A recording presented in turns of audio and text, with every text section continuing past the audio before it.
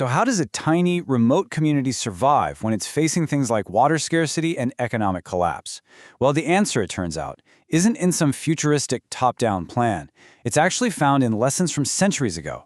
Let's dive into how the town of Agua Amarga is weaving that ancient wisdom with modern tech to build a truly resilient future. To really understand the future here, you have to look way into the past. This olive tree, it was planted by Jesuit missionaries over 300 years ago. It's not just surviving in one of Mexico's driest states, it's thriving. It's this living, breathing symbol of endurance, and it proves that some things, when they're designed right from the start, are truly built to last. Okay, here's our roadmap for this explainer. First, we'll dig into that enduring legacy of survival.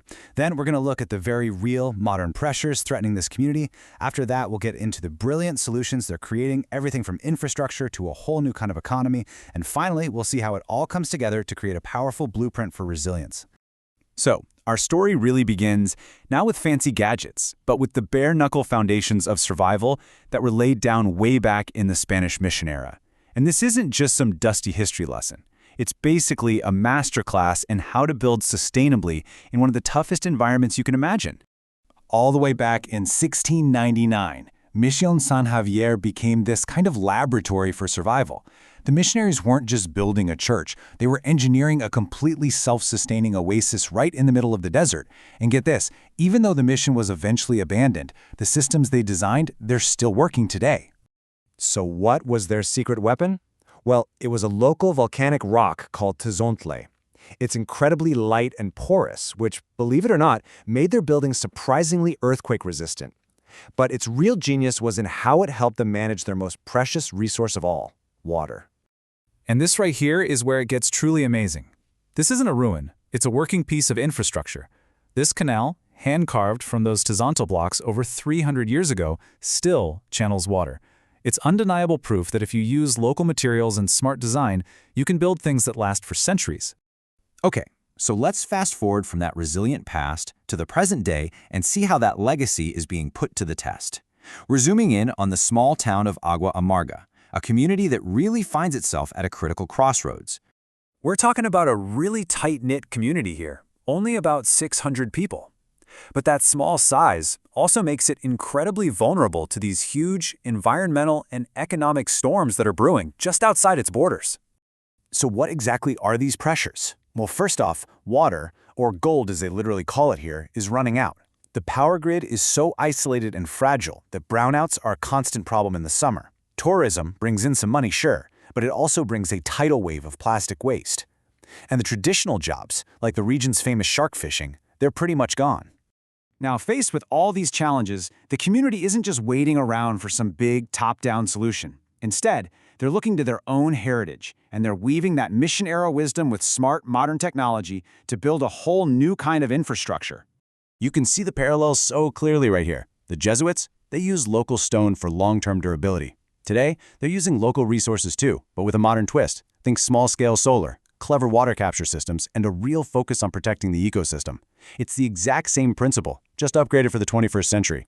A perfect example of this is the use of rock dam gabions. It's such a simple, genius idea. Instead of one massive dam, the community builds lots of small ones from local stone in these dry riverbeds. So when the rare heavy rains do come, these little dams slow the water down, forcing it to seep deep into the ground. It recharges the aquifer, basically banking that precious water for the dry times. Now, this same philosophy, using local resources to solve local problems, it extends to what most of us would just call waste. In Agua Amarga, waste is being redefined as a valuable resource, and it's creating this powerful, self-sustaining, zero-waste loop. When a group called the Zero Waste Alliance actually went in and studied the town's garbage, they had this huge aha moment. A whopping 60% of it was compostable organic material. They realized this wasn't a waste problem, it was a resource gold mine. It was the key ingredient they needed to bring the soil back to life. And they use it in this brilliant way. They've adopted an ancient Amazonian technique called terra preta, which means black earth. They mix that organic waste with charcoal to create this incredible super soil that acts like a permanent sponge, locking precious water and nutrients right into that dry, sandy earth. And to deal with the plastic crisis, they're not just cleaning up, they're getting ahead of the problem.